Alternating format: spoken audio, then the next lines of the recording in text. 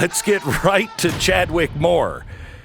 Chadwick is the author of Tucker, the new book that is out. Welcome, Chadwick. How are you, sir? I'm doing very well, thank you. Thank you so much for inviting me on. You bet, you bet. So let's talk a little bit about how this came about, the biography. Sure. We began early last spring in 2022. Basically, my publisher called me up and said we want to do a book about Tucker Carlson. We think he's the most important and influential voice in American politics today, and they wanted me to write it. Yep. And very honored and flattered, and I called up Tucker, and at first he sort of was like, "Oh, I'm not very interesting, and I don't think anyone want to read this book." And then, I'd been on his show for many, many years, and we knew each other that way. And he sort of said, well, I read your columns all the time, and I love your writing, and yeah, let's go for it. Why not? And from there, we were off to the races. Now, you spent about 100 hours with him up at his home in Maine and in Florida. What was the thing that maybe surprised you the most about his life? I think, it's the fact that he isn't someone who can just talk about politics all day long. His interests are very wide-ranging and deep. And his level of the extent he goes to humble himself and to remind himself that he is not God, which is, something that he sort of reminds himself all the time, was, really impressive and kind of a wonderful thing to get to know about him. He's someone who he's very spiritual without having overt theocratic language and theology taught to him. Mm-hmm. But he's very spiritual, and he does really see the current political paradigm as good versus evil, which I think sort of frightens a lot of people in mainstream conservatism. So he is he's going through a spiritual awakening that, unlike I've seen very often. He's reading the Bible every day. He is praying about it every day. And like you said, there's no dogma behind it. He is just going through an awakening. Were you around for that? Because I think that's relatively new. Yeah, it does seem relatively new. He was raised Episcopalian, which he sort of says, he's not even sure if that's a Christian religion anymore with the direction that the church has gone. But I certainly saw that part of him for sure. And he, just the way he talks about the world, and something, something about, climate change, for example. He's very passionate about the environment, the actual environment, not the green whatever is going on. But the way he would speak of the environment and basically man's feebleness when it comes to something like controlling the weather, which can extend into, man's feebleness really in controlling many things in the world. There was a very spiritual language and motivation behind that and the way that he is now seeing the world. And I certainly got to see that and to write about it. You were there when he left Fox. And Tucker and I have talked about it, that I think it's very interesting. In the end, with me, one of the things that Fox was very clear about was stop talking about God. And at the end with Tucker, he is talking more and more about what's happening in spiritual terms. And I know that drives Murdoch crazy. Do you think that played a role in his exit? So there was plenty of speculation about that. It may have been one of the many reasons why they wanted to get rid of him. Interestingly, back in February, this most past February, Tucker had dinner with Rupert Murdoch and his then fiancée, and his fiancée had described Tucker as a messenger from God to Rupert. People around Rupert had reported that freaked him out. He didn't like that. That may have added to it. And just the weekend before his show was taken off the air, he gave a speech to the Heritage Foundation, and he was speaking in terms of religiosity, and he used the words good and evil when describing what was happening in American politics. And people have been saying for many years, and as you just said, that talk of God and Christianity really freaks out the Murdochs. So that certainly could have contributed to it.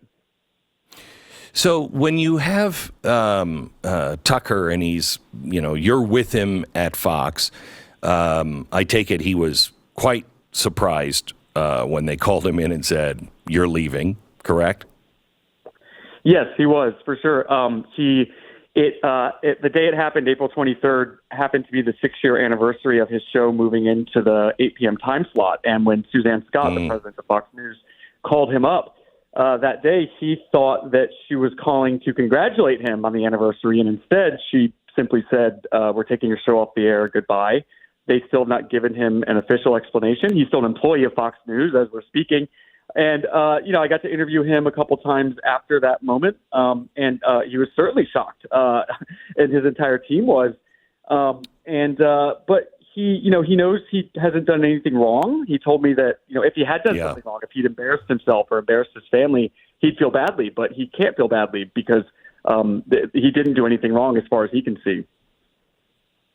The day the show was canceled, he was planning on talking about Ray Epps. Is that a coincidence?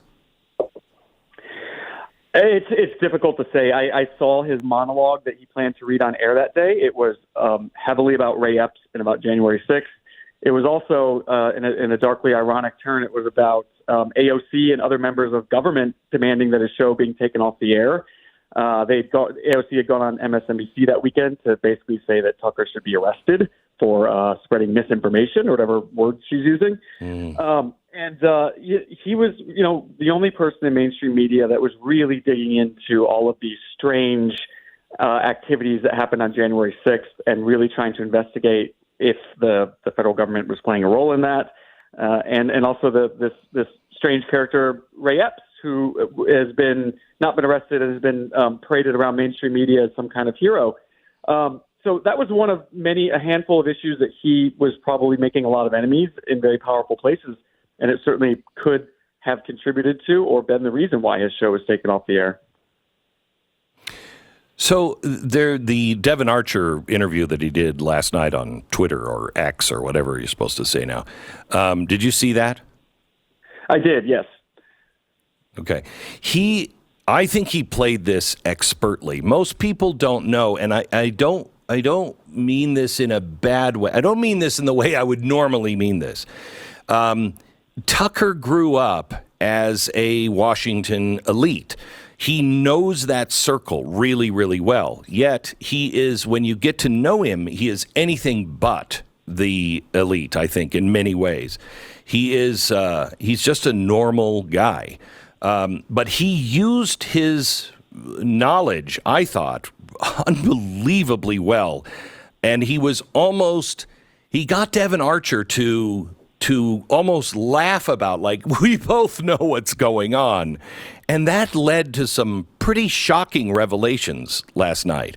Am I reading him right on that? I think you really summed it up beautifully. That's sort of exactly what we watched happen. And it's interesting that the DC media wouldn't really find that stuff newsworthy. Either they want to protect people, they don't want to report on it, but they wouldn't find it newsworthy because they live in that world and it's so normal to them. Tucker realizes that it is normal to those people. It's not normal to 330 million Americans who live outside of DC, and this is actually interesting. And he drug that out of Devin Archer so masterfully and wonderfully. It was really something spectacular to watch. So the former head writer for Tucker just tweeted, Fox News' decision to ignore Tucker's interview with Devin Archer is infuriating employees who still believe in covering news. Quote from one host, "Are you effing kidding me? How do we not cover this?" He got Hunter Biden's business partner to casually admit, all on a Twitter video. Another top Fox source says the amount of agitation in this building over not being able to use any of Tucker and Devin Archer's sound, just tons of groaning and cursing from producers and a couple of anchors, that it's gold and we're not allowed to touch it, use it, or refer to it. They also didn't cover the interviews with all of the candidates, which I think was game-changing. I was sitting there at the anchor desk watching him on stage as we covered it at the Blaze, and universally it was, this is game-changing. Totally game-changing. And it was Tucker. what is happening at Fox? Is there more? There's speculation that he did a interview with Trump that they never aired, that he had other things from January 6th that they never allowed aired. Is any of that true? That Blaze Media Summit from Iowa was such amazing television or broadcasting, whatever we're calling it, on the internet. And I was watching that, and I felt like even the quality of the commentary was so far beyond anything you would have ever seen on mainstream media. All the commentators were so smart and funny. I'm not just trying to, butter you up. I really mean this, and I have a point. But Thank you. It was these commentators speaking on the level of Republican voters, like they're having drinks with them at a bar, and it made me realize that you would never see that level of connection with voters on Fox or mainstream media. So that felt like a huge turn in independent media eclipsing mainstream media, and then with Fox being, nobody on Fox is allowed to say the T word, Tucker. And I know that from, I got kicked off Fox after I wrote this book. And it was, the fact that he's breaking news now and they can't talk about it is so funny to watch. It's amazing. With the stuff that Tucker did, so there's a bunch of interviews people are talking about. As far as I understand it, Fox News owns that. It's their property. So I don't think he can do much with it. But, there's certainly lots of more January 6th reporting that they had that they're not able to show. Tucker's not able to show on Twitter because Fox owns it, and several other interviews related to that. It's amazing to watch how this is all unfolding and how Fox has really crippled themselves. I think they're over. I mean, I've never seen anything burn down so fast as this. Well, other than the Biden presidency. You talk about in the book that Tucker emphasizes, and I'm just going to quote you here, the importance of having people around who see him as a person rather than a television personality.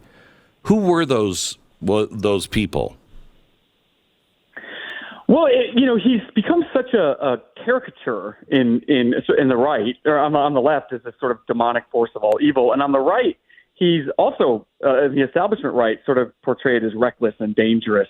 But you get to know him in his personal life, and his relationship with his wife Susie is really sort of a storybook, as storybook as it could get. They're so in love with each other. It's so lovely to watch them interact with one another, as I got to many times. And, they met when they were in high school, when they were 15 years old, and they've been together ever since.